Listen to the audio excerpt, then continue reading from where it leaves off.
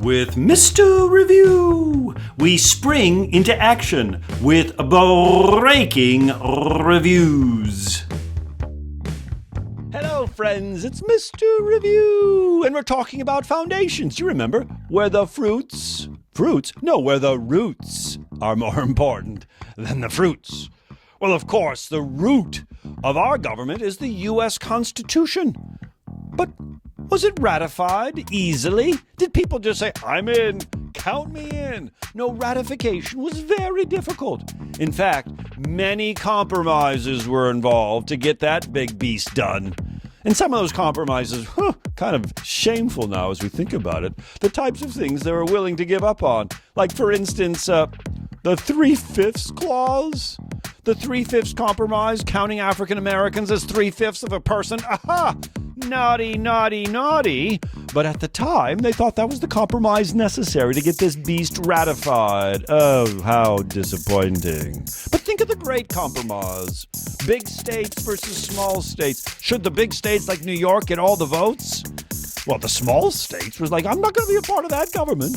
So they came up with a great compromise. Let's have two chambers in our legislature. One where population is more important, and the other where just simply statehood. The House of Representatives, determined by population. And the Senate, maybe even more powerful than the House, every state gets 2 votes.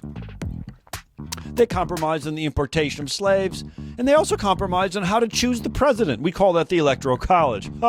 That's a compromise we're still debating on, and frankly, keep up the debate. But the lesson here is, my friends, that to get something important passed, you might have to compromise a little bit. You can't always get what you want. But if you try real hard, you'll get... Mr. Review, that might make for a very interesting song.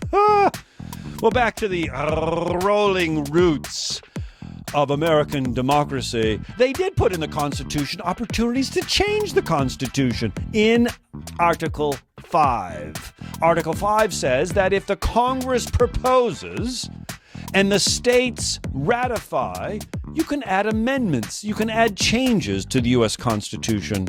Of course, we also could call a national convention to propose and state conventions to ratify, but that's very difficult to do. But the good news is, hey, you want to change the Constitution? In the Constitution, it says go for it. Organize, propose an amendment, and see if you can get it ratified. I'm all in. We've done it 27 times. I'd be for doing it a little bit more often, if you ask me. But the debate continues over where should the power of government be found? In a centralized national legislature and executive?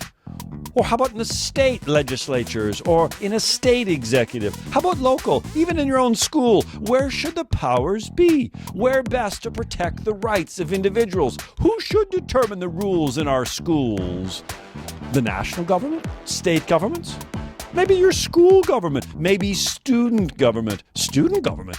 That sounds like a great idea.